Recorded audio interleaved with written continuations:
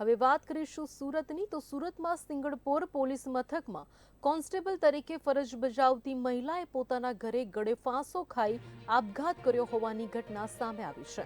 મહિલા કોન્સ્ટેબલે સુસાઇડ કરતા પહેલા લખેલી સુસાઇડ નોટ પોલીસને મળી આવી છે, જેમાં તેણે પોતાની માતાને ઉદ્દેશીને લખ્યું છે કે અજાણી વ્યક્તિ પર ભરોસો મૂકવો જોઈતો ન હતો। પોલીસે મહિલા કોન્સ્ટેબલનો મૃતદેહ પોસ્ટમોર્ટમ અર્થે ખસેડી વધુ તપાસને હાથ ધરી છે। પોલીસ તપાસ આગળ વધતા સામે આવ્યું છે કે આત્મહત્યા કરનાર મહિલા કોન્સ્ટેબલ તેના સાથી પોલીસ કોન્સ્ટેબલ સાથે પ્રેમમાં હતા।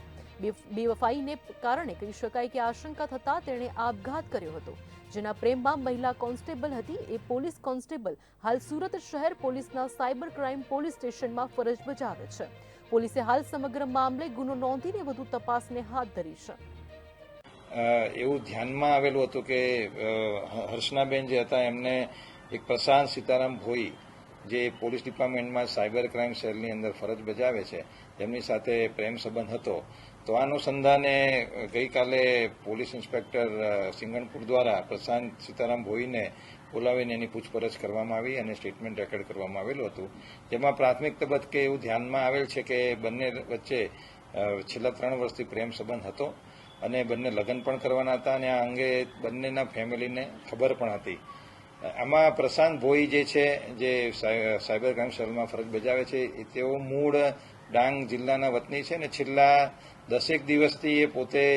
ડાંગમાં હતા અને ડાંગમાં હોવાના લીધે ત્યાં કવરેજના લીધે બંનેનો સંપર્ક રહેતો નહોતો, જેથી જે હર્ષનાબેન છે થોડા ડિપ્રેશનમાં હતા અને ડાંગમાં ગયા પછી પ્રશાંત ભોઈની બાઇક સ્લીપ થયેલી હોવાથી એનો એક્સિડન્ટ પણ થયેલો હતો, જેથી આ બેનના સંપર્કમાં નહોતા અને આ પ્રાથમિક તબક્કે એવું જાણવા મળે છે કે આ બંને વચ્ચે આ છેલ્લા 10 દિવસની અંદર કોન્ટેક્ટ ઓછો હોવાને લીધે બેન થોડા ડિપ્રેશનમાં હોવાથી કદાચ આ પગલું એમને ભરેલું હોઈ શકે। એવું પ્રાથમિક પૂછપરછમાં ધ્યાનમાં આવેલું છે, પરંતુ એવું કોઈ પોલીસ રેકોર્ડની અંદર અમારી પાસે આવી કોઈ કમ્પ્લેન નથી, પરંતુ એવું જાણવામાં એમના જે નજીકના ફ્રેન્ડ સર્કલ છે એમની પ્રાથમિક પૂછપરછ કરતા એવું જાણવા મળેલું છે કે અગાઉ પણ 1 વર્ષ પહેલા બેને આવો એટેમ્પ્ટ કરેલો હતો।